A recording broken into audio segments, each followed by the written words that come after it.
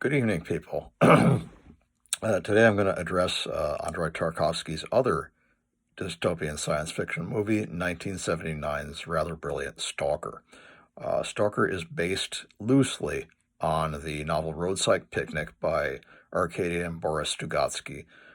And similarly to the book, there's an unusual event, which is apparently a crash of an alien spacecraft in an unknown and unnamed country.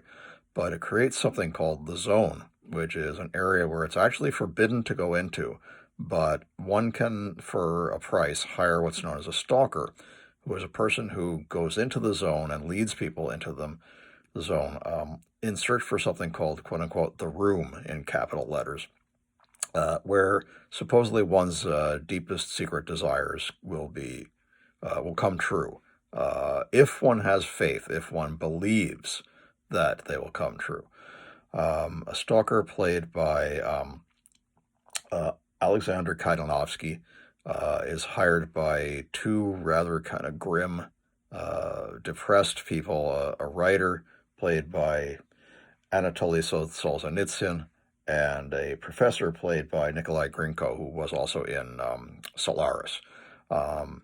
And he has to lead them into the zone. It's illegal, I should mention, to go into the zone because A, there's high radioactivity, and B, people tend not to come back. People disappear when they go into the zone for no particularly known reason, except that, again, there's some sort of alien or possibly extraterrestrial force at work within the zone. It's an interesting, very philosophical, talky movie, and it's almost 3 hours long. But it's never boring. It's strange. It's very talky. And these two characters, they're very depressed. There's some odd things that go on, like they have to take a handcar, a railroad handcar, to get into the zone, and they have to sneak past some guards to do that. They finally do that, and they get into the zone, and then for some unknown reason, the stalker sends the handcar back. And he explains to them, you can't come back out the same way you went in. And also says that the zone is full of death traps, and that unless you're careful, the zone will, quote unquote, punish you. One of the ways he tests for these death traps is he has these nuts that are tied to long bolts of cloth, like handkerchiefs, basically. And he takes them and throws them in different directions. And if one of the nuts explodes or something, then he knows that's not the right way to go. He says the zone is constantly shifting, and you can't trust anything to be the same as it was the last time. He's guiding these people through, and occasionally they seem like they don't really trust him, that he doesn't seem to know what he's doing. They go through different strange areas. A lot of this was shot in an old abandoned chemical factory in Tallinn, Estonia. And apparently there's a scene where it looks like there's heavy snow they're going through. It wasn't snow, it was some horrible chemical, and apparently a lot of members of the crew actually got sick from walking through this area. There were also a lot of problems with the production. The first cut of the film came out, and it was all tinted green. It was shot on a film called Kodak 8732, which was a popular film at the time, but apparently the first cinematographer didn't really have a lot of experience with this film, and so the film came out all tinged green. Tarkovsky got furious and fired the guy, and he had to basically reshoot the whole film.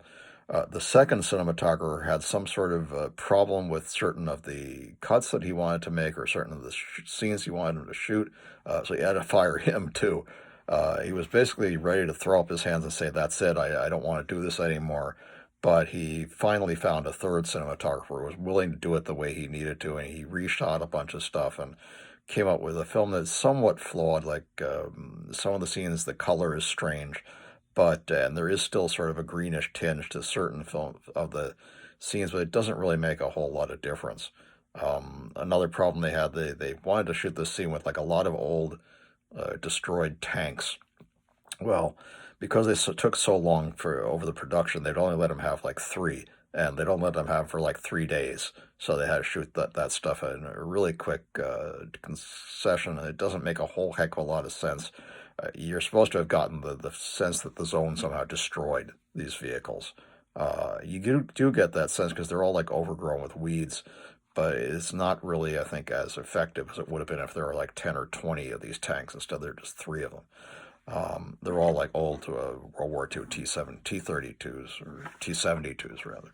Um, and Some of the other things, there's a weird bit about, like I said, it's very philosophical, and they're discussing what happened to various different people. One of them is a stalker, quote, known only as, quote unquote, Porcupine. They say that Porcupine killed himself, and they're asking him, the writer and the professor are asking the stalker, why did he kill himself, and what happened, what went wrong. Allegedly, what happened is he had faith, and he went into the room, and his deepest desire was fulfilled, but he was a horrible person, basically, and his deepest desire was something awful. So that kind of destroyed him and made him kill himself. So that confronts the idea of, are our deepest desires really something we want to see fulfilled? And that's kind of an interesting philosophical question. They go through these various areas, including a kind of a circular pipe, which is called the meat grinder, that they have to go through, and then they end up in this like big area of sand dunes. They cross the sand dunes, and a couple of odd things happen. The professor has actually brought a 20-kiloton nuclear bomb, homemade by himself and his associates, and he's going to destroy the room because he fears that its power could be used by somebody evil, and doesn't want that to happen. He loses his faith. He can't do it, and he ends up dismantling the bomb and just throwing it away, throws it in the water. The writer just won't go in. He refuses to face his deepest desire. He's a very depressive person. He hates his writing and doesn't see any point to it, and he doesn't really know why he came into the zone.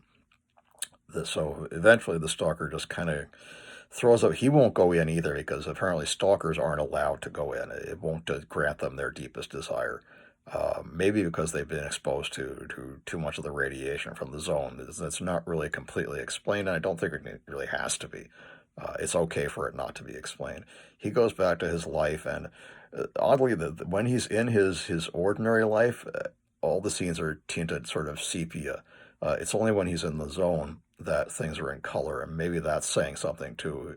His normal life is dull and boring. It's only when he's in this dangerous area that's unpredictable that he sees things in color. So maybe it's saying, excitement colors our lives. Normal routine life is boring and dull and sepia. And he says to his wife something interesting. He says about the writer and the professor, their capacity for faith has atrophied from lack of use. And I think that's kind of an interesting statement. He also says nobody, quote unquote, nobody needs the room. So maybe that's kind of a reiteration of this idea that we shouldn't face our inmost desire, and we should not be granted our inmost desire because it'll just disappoint us. I think that's something Tarkovsky was trying to say in this movie. It's interesting. It's layered. I'm not going to, obviously explain every bit of it to you. You should watch it. It's a very long movie, but as with all of Tarkovsky's movies, it pays off in the end. It's definitely worth it. There's kind of a strange final scene. The stalker has a daughter whose name is actually Mart, Martiskaya, but he calls her Monkey, and she is a mutant. She can't. She's a deaf mute, and she's also crippled, can't walk very well. But the last thing we see is she reads a rather beautiful poem, and then we see that she's telekinetic. She can move things by mere thought. I'm not certain what he was trying to say by that scene, but except maybe that all people have hidden talents that they don't show the world, that they only exhibit when they're alone, because she does this when she's alone. So, and again, when she does that, the world is in color. So that's maybe saying when we are our true selves, we see things in color, but we're really only our true selves when we're alone. In front of other people, we put on an act, we put up a front, and that's why the world that presents itself to us seems sepia or seems, dull. and boring, and it's only when we can be our real selves, when we're alone, that we manifest our true talents, our true powers. Um, Part of it may also be that this film is, again, Tarkovsky commenting somewhat on the Soviet Union, on the fact that he felt like he was kind of imprisoned or in a gulag and state when he was normally in his life, and only when he was making his films, when he was doing his art, then he felt free. He says, one of the characters, I think it's the writer, says, uh, um, mankind exists to create great works of art. Again, I think definitely that's what Tarkovsky thought. And when you're in a repressive government, you don't get to do that. So maybe that was his comment on the Soviet Union. I'm not certain, but you can interpret that for yourselves. Really a terrific movie, and I highly, highly recommend it.